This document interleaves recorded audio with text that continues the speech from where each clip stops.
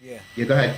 Egypt is another point because they always try to, combine that with this. How does Egypt relate Egypt, in the alien world in that how do those two yeah, things relate? Egypt is the spiritual center and the spiritual insurrection. Morocco is the economic center. At least that's the way it was Right. in ancient times.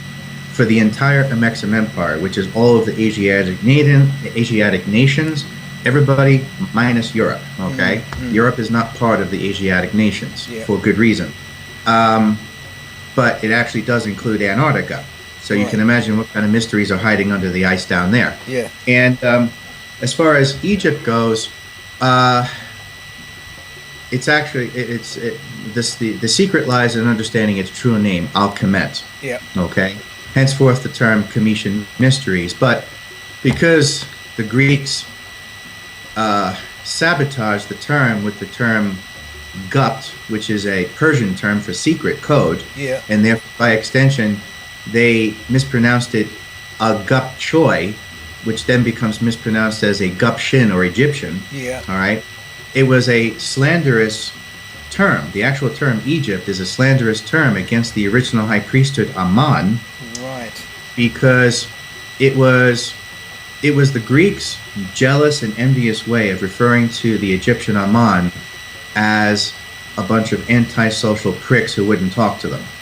Because they didn't want to bring them in because they were not suitable. Exactly. They were not suitable for that what they were Exactly. doing. Right. Exactly. And Greece's hatred is a prime sociological experiment that was engineered by the shadow government, the Chetu regime. Mm. They actually used Greece against Egypt to destroy Egypt because Greece was already paranoid from the conflicts they were having with Persia. Yeah. Okay. And that paranoid mentality, like you said, it was just, they weren't hiding anything. Yeah. It's just the Greeks didn't qualify. Yeah. That's Okay, right. they were barbaric. Yeah. And to this day, white academia keeps professing this comic book mythology that somehow magically the Greeks just friggin' fell out of the goddamn sky and magically had all this information. Yeah. Right. Truth of the matter is, there is no such thing as a Greek philosopher. Okay? Yep. All Greek philosophers were Egyptian. Right.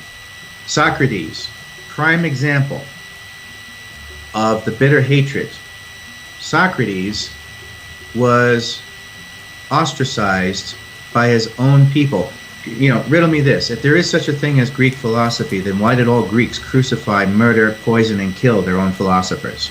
Answer? Because they knew all the philosophers came from Egypt. Yeah. And they hated Egypt. Yeah. Okay? Of course. And this is why you never, ever, ever hear about anybody that came before Socrates. They're all swept under the rug. You never hear about those early quote-unquote Greek philosophers because the foundations of Greek philosophy came out of Egypt. Yeah.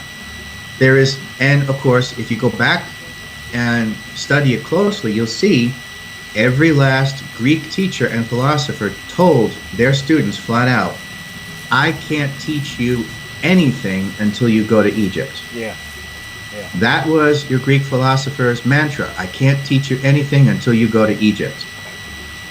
That, of course, got swept under the rug. Nobody ever heard of that. Okay?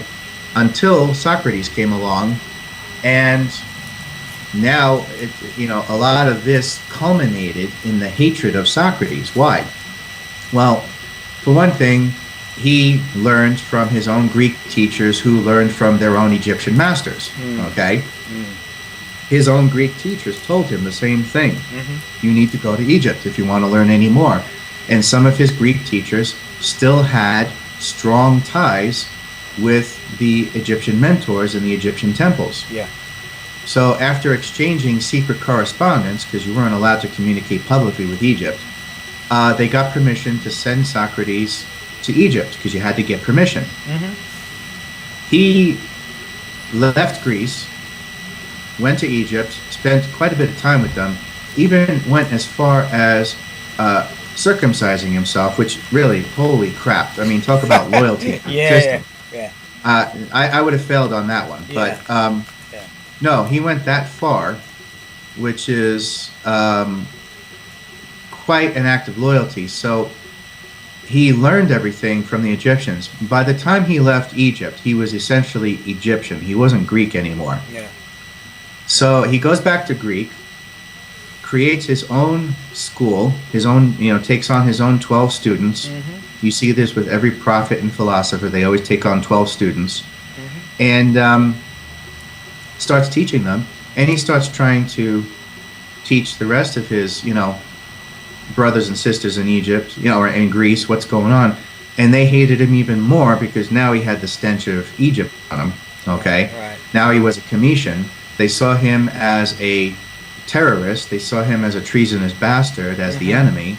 Throw him in prison and make him drink poison to kill him in prison. Right. Okay? Right. That venomous hatred was fostered by the Greys. Yeah, of course. To the point where, much later on, you have this pale-skinned, blonde-haired freak referred to as Alexander, who, in conjunction with that other scumbag referred to as Aristotle, who was never a philosopher. Okay, all he was a scientist who pretended to be a philosopher. He was Alexander's teacher. So these two were in cahoots with each other, and they do this tag team operation to invade Egypt and intentionally invade the Library of Alexandria to get to that secret information that the high priesthood didn't want them having. Yeah, because he wanted also to be a part of those schools, and he was refused too, wasn't he? Yeah, exactly. And so here's a part of the story that no academic will ever teach you. Aristotle was desperate to get his hands on those books in the Library of Alexandria. He made a deal with Alexander. Alexander intentionally turned a blind eye for a specific limited window of opportunity, limited time. He says, you have from this day to this day to go in there. I won't look. I won't ask questions. Do and take whatever the hell you want. And then get the hell out because I don't want to be associated with you after you do this. Okay? Yeah. So he lets Aristotle get away with murder. Now, think about this. Black historians have pointed out this detail that white historians always overlook. There is not anything ever written by Aristotle that is truly philosophical. It's all scientific. It's all broken, scattered treatises. He never ever wrote a complete book. Yeah, that's right. All right. And when you look at he is phenomenally attributed with writing a bazillion books that no one human being could ever accomplish in one lifetime. Yeah. Okay? So where the hell do all these goddamn books come from if it's impossible for him to have written them? And why are they always broken and fragmented? Well, look at the nature of the beast there. You have a man who is illegally invading the Library of Alexandria with a limited amount of time. The broken treatises and fragmented information that were published under his name are representative of a man who has a limited opportunity and is in a panic to try and grab as much as he can and haul it back to Greece. Yep. Okay? And what did he do when he hauled it back to Greece? He dumped it in front of his own students and said, here, you all are going to rewrite this as if I wrote it. Yeah. And this is how he gets away with writing an abundance of books that were impossible for him to write in the first place. Of course. Yeah. And he had found his own printing press in his own class. Yeah, exactly.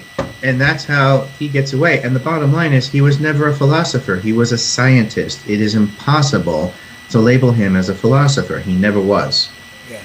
And as such, once you realize that, you realize there was no relationship between him and Plato. Yeah. Okay, the academics love creating this false relationship between Socrates and then Plato and then Aristotle. Oh, yeah, well, yeah. Yeah. Aristotle had nothing to do with Plato and Socrates, and Plato was no different than Peter or Paul. Plato was a damn coward Yeah. who ran away when Socrates was thrown in prison. Right.